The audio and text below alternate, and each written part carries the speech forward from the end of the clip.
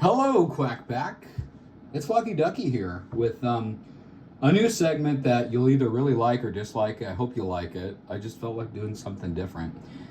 I got an album coming out this summer. I'm shooting for July 4th, and so I thought we'd do something called Lucky Ducky Lifestyle, the drinks that fuel the songwriting. So anyhow, first of all, these are drinks that I like, and also none of these are alcoholic. I am about 11 and a half years sober. So, yeah, whoop whoop. So we don't talk about that. But these are all things I like. Please don't say, hey, that's terrible for you, or this is... if it is, I know that. I've made that call. I don't get a lot of time to myself, so I'm going to drink what I like here. So, without further ado, here's what we got first. Whoops. I got this tripod set up, and I got disoriented there. This is the Premier Protein. I like the cafe latte flavor because it has caffeine in it. And caffeine's a big vice of mine. I do like caffeine a lot. I took one of those genetic lab things and it said my body actually doesn't metabolize caffeine like other people. I don't get the jitters. I get the cognitive benefit, but my body burns through it faster, which when I read that, I was like, oh, that makes a lot of sense. A couple years ago, one time just for a discipline practice, I gave up caffeine for a whole year. And it didn't do anything except make me more pretentious, less pleasant to be around, and a lot less productive. So I drink this. My blood pressure is good.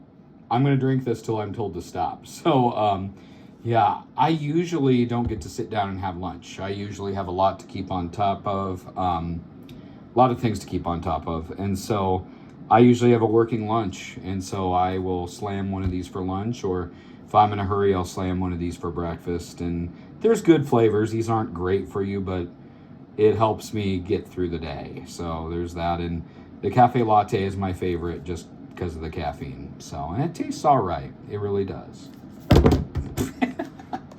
And speaking of coffee, we're going to talk about this. I love coffee. I do. But here's the thing. I kind of like coffee in the worst way. I do. This is the Great Value Extra Caffeine. It's a blend of Arabica and Robusta. Every coffee snob right now is angry right now for me saying that. But I grew up seeing my grandpa, who was a wheat farmer. He would make the really strong Folgers Classic. And back when it was just Folgers and not Folgers Classic. He'd have it really strong, so strong you could stand a spoon up in it. He'd put it in his Stanley thermos. Today we drink from Stanley tumblers. He had a Stanley thermos and he would drive the tractor. And so Folgers is something nostalgic. But and I used to drink the Folgers ones, but I found this and I'm like, extra caffeine? I think I'm going to like this. And so I called up a friend while I was drinking it, and my friend said, you know, the more we've talked, you sound way more pleasant. And I'm like, okay, we got a new champion. So we got that. So Great Value Extra Caffeine. So there you go. And then for decaf, because sometimes you do need a decaf. Sometimes, you know, you want coffee, but you can't. I do get the expensive stuff. This is the Pete's. Because decaf coffee is like kissing your sister. There's no kick to it. Or at least I've been told. I've never done that, of course. But, yeah, so this is the Pete's. And it's pretty good for a decaf. It's Swiss waterpress. So apparently it's less chemicals. I don't know. I know there's microplastics, but I'm like, come on. I got enough things to worry about. I'm not going to... Do not lecture me on microplastics. I don't got time. But this is good. This is better than most decafs, so it's not like kissing your sister. I guess you could say it's like kissing your cousin. Not that I've done that. From those who have told me. So I've heard that's what this is like. So it's pretty good. And then how I take my coffee, actually, I have become a huge fan of the Starbucks Zero Creamer. They have a caramel and a mocha one. Usually the store has one or the other. Very seldom do they have both, so the store decides which kind I get. I like it. I know this is not great for me. There's some seed oils in it, but there's zero sugar. And then what I do like, the other zero sugar creamers are pretty much just oil and sweetener. This does have some heavy cream in it, so texture-wise, Very comforting. It tastes very, very good. I'm not a fan of Starbucks, the chain, but Starbucks, the creamer, oh man.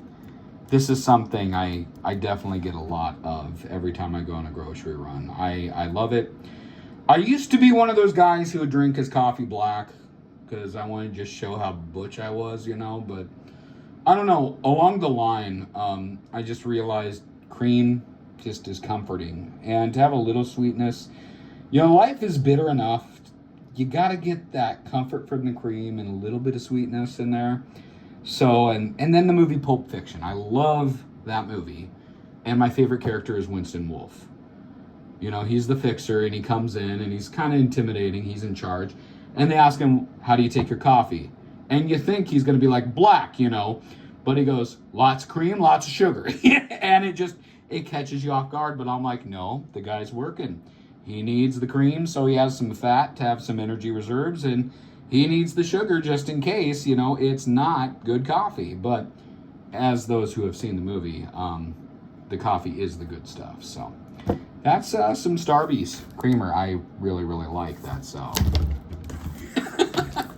And then when it comes to soda pop right here, I'm a very big fan of Mountain Dew. I love Mountain Dew. It's the best pop by far. And we call it pop here in Nebraska, not soda, not Coke. We call it pop. It's a regional dialect. And another thing, too, if you look at Mountain Dew sales, most of the sales of Mountain Dew are concentrated in Appalachia, and then out of nowhere, Nebraska has a concentration. So, yeah, a lot of Nebraskans like Mountain Dew, and I love it. I just do. It's the taste, and the caffeine is nice, but even if it was decaf, I would still drink it. It's just really good.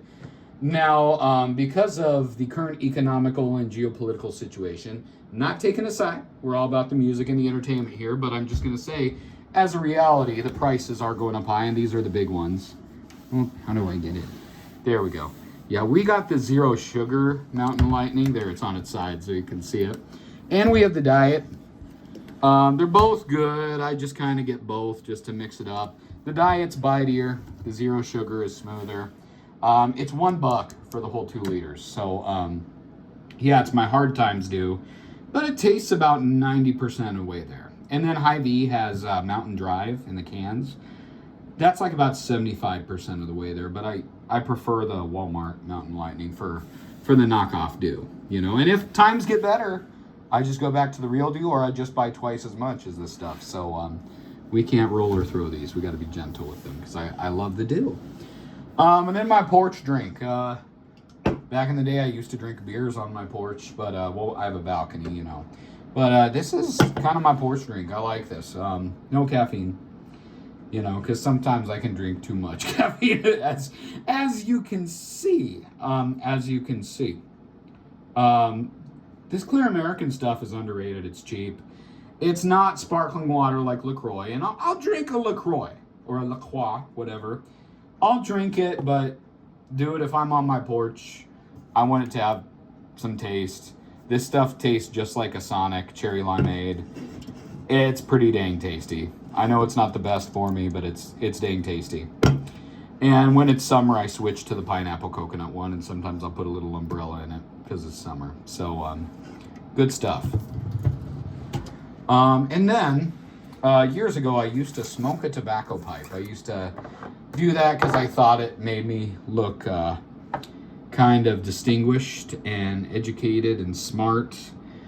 I don't do that no more. I didn't want cancer. So I'm still looking at something that feels kind of reflective and smart and pretentious. So, and this is kind of my evening drink, but we have some tea here. So I've been doing the hot tea thing. The ritual is, and that's the thing, I don't miss the nicotine hit or the tobacco flavor from the pipe. I miss the pipe ritual.